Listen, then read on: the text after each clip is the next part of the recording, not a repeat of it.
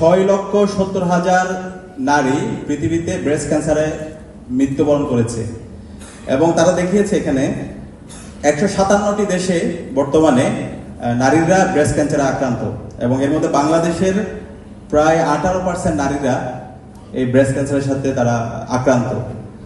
তো এই যে নারীরা আক্রান্ত এগুলো নিয়ে কোনো ধরনের কথা হয় না, এটাকে একটা ট্যাবু করে রাখা হয়েছে। একটু আগে শেরিন ম্যাম যে কথাটা বলে গিয়েছে, তো এই ট্যাবুটা ভাঙার জন্য কিন্তু আজকের এই আয়োজন।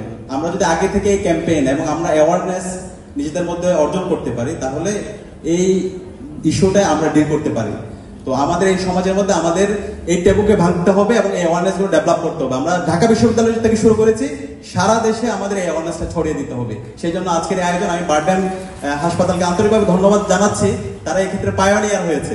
ঢাকা বিশ্ববিদ্যালয় থেকে জুলাই বিপ্লব শুরু হয়েছে, সারা দেশে সেই আন্দোলন ছড়িয়ে পড়েছে এবং আমরা আজকে আজাদি পেয়েছি।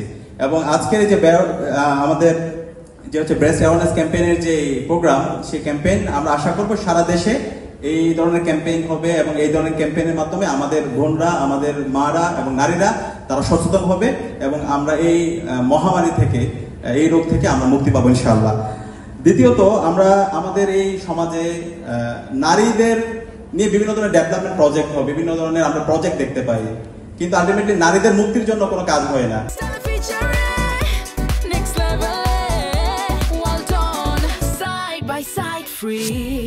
সেই প্রজেক্টগুলো আমরা যদি বিগত ফেস্টিভ্যালে আমরা দেখতে পাই, অনেকগুলো বড় বড় প্রজেক্ট ছিল, সেই প্রজেক্টগুলো আলটিমেটলি ফেস্টিভ্যালের পারপাস সার্ভ করছে, ফেমিনিজমের নামে ফেস্টিভ্যালের পারপাস সার্ভ হয়েছে, কিন্তু নারীদের মুক্তি হয় নাই। তো সেই জায়গায় আমাদের স্ট্রাকচারাল একটা চেঞ্জ দরকার, আমাদের পলিসিগত চেঞ্জ দরকার। আমরা যদি দেখি আমাদের এই যে বাস স্ট্যান্ড থেকে শুরু করে আপনি যদি এয়ারপোর্টে যান, সেখানে যে লাউঞ্জ আছে, নারীদের জন্য কোনো কমন রুম নাই, অথবা তাদের জন্য কোনো ব্রেস্ট ফিডিং কর্নার নাই। অথবা আমাদের এখানে যদি দেখি বিশ্ববিদ্যালয়ে আমাদের ডিপার্টমেন্টগুলোতে ওয়াশরুমগুলা অবস্থা খুবই ভয়াবহ, তো হাইজিনের অবস্থা খুব ভয়াবহ। আমাদের মসজিদগুলোতে ফিমেল ওয়াশরুম নাই, অথবা মসজিদগুলোতে ফিমেলদের জন্য নামাজের জায়গা নাই। তো এগুলো কিন্তু একটা বেসিক জিনিস। তো আমাদের জায়গা থেকে এই জায়গায় গভর্নমেন্টের পলিসিগত জায়গায় চেঞ্জ আনার জন্য, ভয়েস রেজ করার জন্য যা যা করা দরকার, ঢাকা ইউনিভার্সিটি কিন্তু ছাত্র সংসদের পক্ষ থেকে আমরা সেই আমাদের ভয়েস রেজ করব এবং আমরা আশা করব আপনারা সেই যাত্রায় আমাদের পাশে থাকবেন ইনশাআল্লাহ। এবং একই সাথে বিশ্ববিদ্যালয়ের জায়গা থেকে আমরা বিশ্ববিদ্যালয়ের যে সেন্ট্রাল মসজিদ আছে, সেই সেন্ট্রাল মসজিদে নতুনভাবে সংস্কার শুরু হবে, খুব দ্রুত কথা চলতেছে। এই মসজিদের মধ্যে নারীদের জন্য আলাদা একটা কমপ্লেক্স থাকবে, নারীরা যেন ঠিক মতো নামাজ পড়তে পারে ওখানে, এবং তাদের জন্য ফিমেল ওয়াশরুমের ব্যবস্থা করা। যে কমপ্লেক্সটা হবে, নারী এবং পুরুষ সবার জন্য ন্যায্য অধিকার নিশ্চিত করা হবে ইনশাআল্লাহ। এবং একই সাথে প্রত্যেকটা ডিপার্টমেন্টের যে কমন রুম এবং হচ্ছে ফিমেল ওয়াশরুম, সেগুলোর জন্য নিট অ্যান্ড ক্লিন থাকে, হলগুলোর হাইজিনের ব্যবস্থার জন্য ভালো থাকে, সেটার জন্য আমরা আমাদের জায়গা থেকে কাজ করছি। এবং একই সাথে আমাদের ডাকসুর পক্ষ থেকে আমরা ইতিমধ্যে অনেকগুলো উদ্যোগ হাতে নিয়েছি। আমাদের কমিটমেন্ট ছিল আমরা আমাদের শিক্ষার্থীদের স্বাস্থ্যের নিরাপত্তা এনশিওর করব, এবং সেই অংশ হিসাবে আমাদের প্রতি মাসেই হেলথ ক্যাম্প শুরু হয়েছে। আপনারা দেখতে পেয়েছেন গত মাসে আমরা জগন্নাথ হল এবং শামসুন্নাহর হলে শুরু করেছি, এবং এই হেলথ ক্যাম্প প্রতি মাসে আমাদের চলতে থাকবে।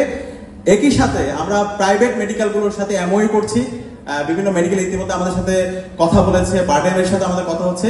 আমরা সর্বোচ্চ ছাড়ে আমাদের শিক্ষার্থীরা, আমাদের বোনরা যেন তারা পর্যাপ্ত ট্রিটমেন্ট পায় এবং সুলভ মূল্যে যেন ট্রিটমেন্ট পায়, সেটা আমরা নিশ্চিত করবো ইনশাল্লাহ। এবং আমাদের যে মেডিকেল সেন্টার আছে, সেই মেডিকেল সেন্টার আরো নিয়ে জন্য আমরা কাজ করছি। আমাদের বিশ্ববিদ্যালয় মেডিকেল সেন্টারে বিশাল সিন্ডিকেট। আপনারা কি জানেন মেডিকেল সেন্টারের স্টাফ সংখ্যা কত? 96 জন স্টাফ সংখ্যা, কিন্তু আপনি ওখানে গেলে 7 জনরে পাবেন না। এবং আমাদের এই মেডিকেল সেন্টার, সেটা হলো ইমার্জেন্সি ছিল 2 তলায়, মানে সারা বিশ্বের মধ্যে মনে হয় একমাত্র মেডিকেল সেন্টার যেটা ইমার্জেন্সি 2 তলায়। রোগীদের নিতে নিতে সে মারা যাবে। তো আমরা আসার পরে এই সিন্ডিকেটকে আইডেন্টিফাই করেছি, যে প্রবলেমগুলো ছিল সেগুলো আইডেন্টিফাই করেছি। এবং এর আগেও আমাদের স্বদেশ শিক্ষকরা এটা নিয়ে কাজ করছিল, বিভিন্ন স্টেক হোল্ডার কাজ করেছিল, তুরস্কের একটি চ্যারিটি অর্গানাইজেশন টিকা তারা কাজ করেছে। খুব দ্রুতই ইনস্ট্রুমেন্টগুলো চলে আসবে, পর্যাপ্ত ইনস্ট্রুমেন্ট, অ্যাম্বুলেন্স, এসি, বেড, যা যা লাগে এখানে। তো আমরা আমাদের এই মেডিকেল সেন্টারকে আধুনিকায়ন করবো ইনশাল্লাহ। এবং মেডিকেল সেন্টারে যে সিন্ডিকেট তৈরি হয়েছে, সেই সিন্ডিকেটকে আমরা আপনাদেরকে সাথে নিয়ে ভেঙে দিব ইনশাল্লাহ। আপনারা কি আমাদের সাথে থাকবেন ইনশাল্লাহ? এবং আমরা আশা করবো একই সাথে আপনাদের মানে হচ্ছে যে কোনো ধরনের ট্রিটমেন্ট, অনেক ক্ষেত্রে আমাদের ডাক্তারতে আসে, আমাদের ভালো লাগে, আমাদের বোনদের অনেক আত্মীয় স্বজনের অথবা আমাদের মায়েদের ট্রিটমেন্ট কেন্দ্রিক সহযোগিতা দরকার। তা আমরা ডাকসুর পক্ষ থেকে কথা দিচ্ছি ইনশাআল্লাহ আপনাদের সমস্যা, আপনাদের পারিবারিক সমস্যা, যে কারো ট্রিটমেন্ট কেন্দ্রিক অথবা যে কোনো সমস্যায় আমরা ঢাকা বিশ্ববিদ্যালয় কেন্দ্রীয় ছাত্র সংসদ আপনার আপন পরিবারের সদস্যরা যেভাবে পাশে থাকে আমরা কথা দিচ্ছি আপনাদের পাশে আমরা থাকবো ইনশাআল্লাহ। এবং একই সাথে আমাদের আরেকটি হচ্ছে ইস্তেহার ছিল সেলফ ডিফেন্স নারীদের জন্য। তো ইতিমধ্যে আমরা শুরু করেছি, আমরা আশা করব আপনারা আসবেন। আমাদের মোনামি ম্যাম আমাদেরকে উনিও হচ্ছে উপস্থিত থাকার ব্যাপারে তিনি আমাদের সাথে তিনি হচ্ছে আগ্রহ প্রকাশ করেছেন। তা আমরা আশা করব আপনারা আমাদের এই সেলফ ডিফেন্স কোর্সে আসবেন এবং সেখানে পর্যাপ্ত ফ্যাসিলিটি এবং যা যা দরকার সেটা আমরা আয়োজন করবো ইনশাআল্লাহ। সব মিলিয়ে আমাদের যে কমিটমেন্ট, নারীদের জন্য নিরাপদ ক্যাম্পাস গড়ার আগ পর্যন্ত আমরা থামবো না, আমরা আমাদের লড়াই চালিয়ে যাব। সে যাত্রা আমরা আশা করছি আপনারা আমাদের পাশে থাকবেন, আমাদেরকে পরামর্শ দিবেন। আমরা যদি কোনো ভুল করি সেই ভুলগুলো আপনারা আমাদেরকে শুধরে দিবেন। সবাইকে অসংখ্য ধন্যবাদ।